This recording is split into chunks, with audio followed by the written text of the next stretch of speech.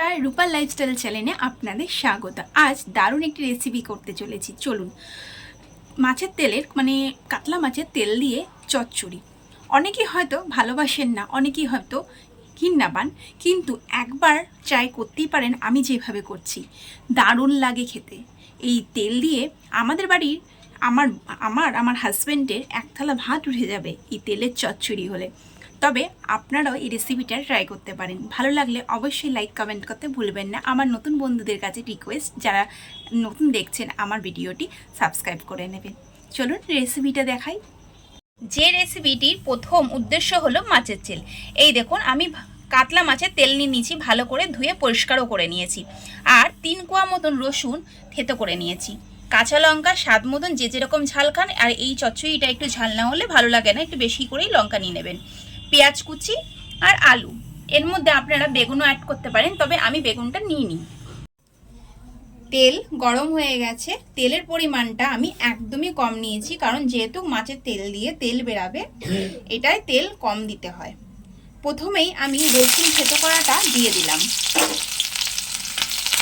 মাছের তেলে এই রসুনটা দিলে আষ্টে গন্ধটা চলে যায়।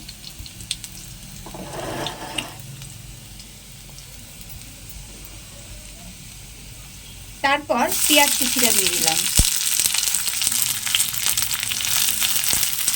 পেঁয়াজ কুচি, কাঁচা লঙ্কা কুচি,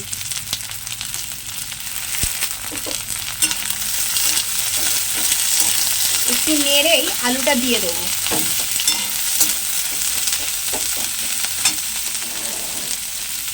আপনারা এর মধ্যে বেগুন, টমেটো আরও ভালোভাবে যদি মনে করেন যে খাবো, তাহলে দিতে পারেন।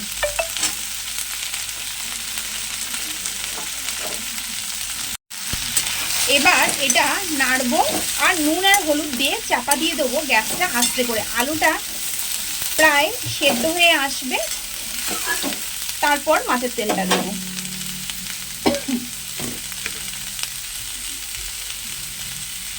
নুন দিয়ে দিলাম,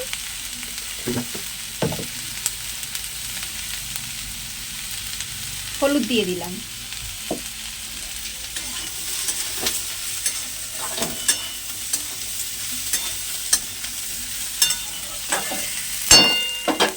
গ্যাসটা মিডিয়াম করে নিলাম। এবার ঢাকা দিয়ে দেবো।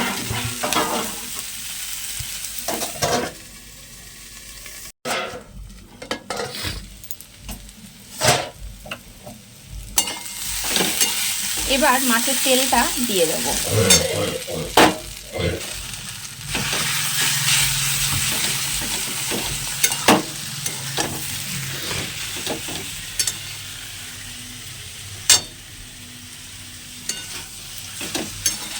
একটু ঢাকা দিয়ে রাখবো, গ্যাস আস্তে করাই আছে, এটা তেলটা বেরিয়ে আসবে।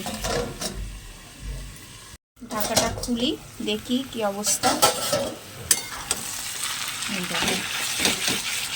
এবার এটা গ্যাসটা বাড়িয়ে এটা শুকাবো। তেলটা গলবে, আলুগুলো ভালো সেদ্ধ হয়ে গেছে। খালি এটা এখন গ্যাসটাকে বাড়িয়ে ভাজবো, যতক্ষণ বেশ লাল লাল করে ভাজা না হচ্ছে ততক্ষণ ভাজবো। পুরি গলে গেছে। আর একটু ঝাল হওয়ার জন্য আমি একটু গুঁড়ো লঙ্কা দিয়ে দেবো। এটা একটু ঝাল ঝাল না হলে ভালো লাগে না।